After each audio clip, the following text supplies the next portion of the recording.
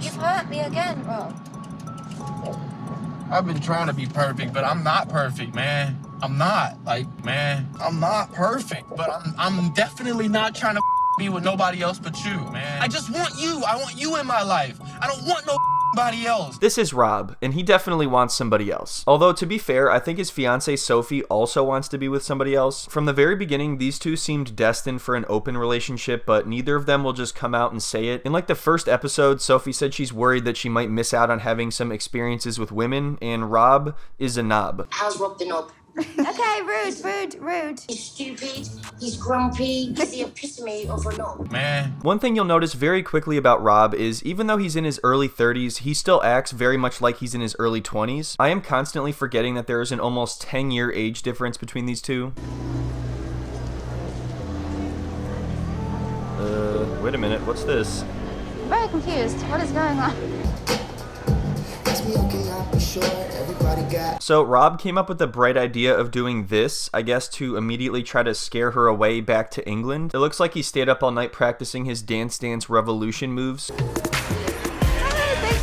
You like that? Yeah, you like that shit? Did you see those moves I just pulled off? You think I should go on AGT or what? So before we go any further, I'm just gonna give a little backstory for these two so you know what's going on. So they met online, and that's it. That's all you need to know. They were like, hey, we're both insanely boring. We look like we should both be Instagram famous for no reason. Let's go on a reality show and yell at each other. Like, if any other guy did it, I would be like, ew. Like, I would get the ick. Like, if a British guy did the stuff Rob did, I would be disgusted. I would never speak to him ever again. But Rob, and he's American, so he can, like, get away with it, but... If anyone from my country did this, I would be absolutely disgusted, and I would never talk to him again. I'd be running out of there faster than the speed of Paul. But Rob just has this way of being American. It's pretty much the only thing he's got going for him at this point. Otherwise, I would have been gone a long time ago. Once the dance was done, I think that she thought that was the moment, and I liked it because it was like, you don't know what my next move is.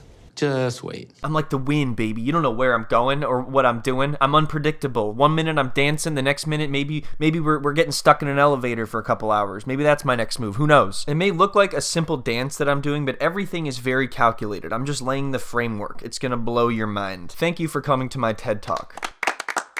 Can I have $1? Oh my god. I'm really jet lagged. Stay open. What are you doing? I was trying to keep it open. The light is on, though. Hey, babe, do you know what floor my apartment's on? Oh, wait, this is the parking garage of an airport. And you've never been here before. What am I asking? Well, it looks like we're stuck in here. You think there's enough room in this elevator to do a TikTok? You broke it, Rob. How the hell did I break it? Does it usually do this? And then how the hell should I know what the Okay, well, LAX I think it's elevator? broke. How the hell should I know? I've never even seen an elevator before. So obviously getting stuck in an elevator is extremely anxiety inducing for both of them. But I just think it's funny how smooth Rob was acting before and then how quickly he changes once the situation is slightly out of his control. I don't think she should have said that it's his fault and that he broke it because he most likely didn't. But it seems like he also just doesn't understand that she got off a long flight and is jet lagged and more stressed out than usual. So he should probably just hold his tongue. No, we're generally stuck in the lift. And it's my fault. We're actually stuck in the lift. I'm like panicking.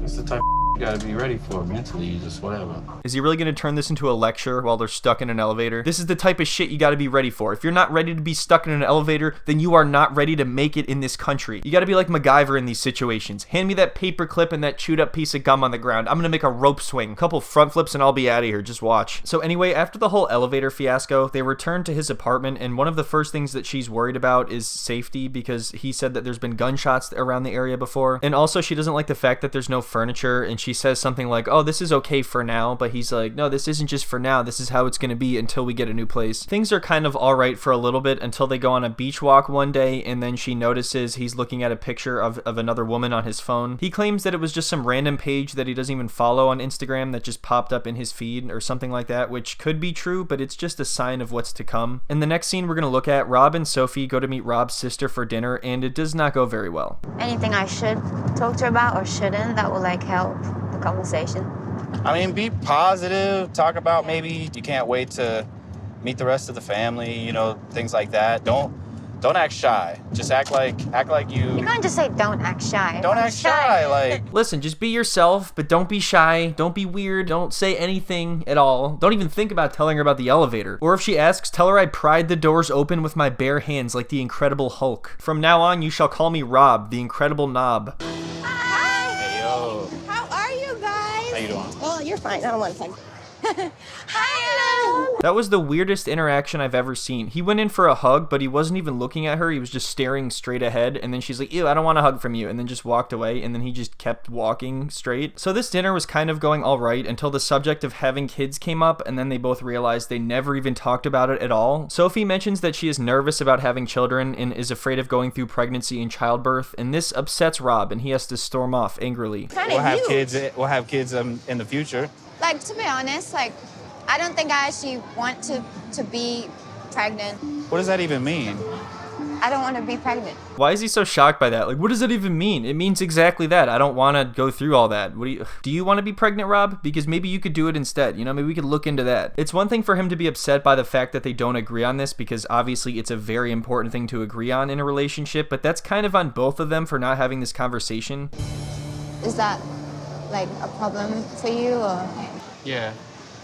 There was a lot of assuming and thinking, Man. but nobody talked. Oh, there he goes. So then Rob just wandered off into the arcade, never to be seen again. Legend has it that he went to angrily play skee-ball. After he let out all his anger on the skee-ball court, or the skee-ball slide, the skee-ball thing, the thing that you rolled the ski balls on, he shed a single tear as he talked about how he put all of his heart into this and didn't expect it to go this way, and also something about a vibe or something. The word vibe was uttered many times, as it always is. So the next day they have a conversation and they sort of clear things up a little bit. She kind of explains why she doesn't want to get pregnant and why she's afraid when it comes to her health, but he still just seems annoyed by the very fact that she doesn't want to be pregnant, as if he would just gladly want to do that if he were able to. And that leads me to believe that he thinks it's just an expectation because she's a woman, and also he says he has no idea what he would do with his life if he didn't have children, yet they didn't have this conversation, so you clearly didn't think about it that much. So next there's a bunch of drama because she met a female friend of hers on a dating app, but in the friends section of a dating app, apparently. I didn't know that was a thing. But all of this gets quickly overshadowed when it's revealed that Rob was sexting and messaging multiple women and getting pictures and videos, and I think sending some as well. At least this was heavily implied. I just want you. I want you in my life. I don't want nobody else, baby. The messages. I saw the messages, even the ones that you didn't save. I've seen them, Rob. So I don't care what you keep saying. It doesn't mean anything to me. You're just a liar.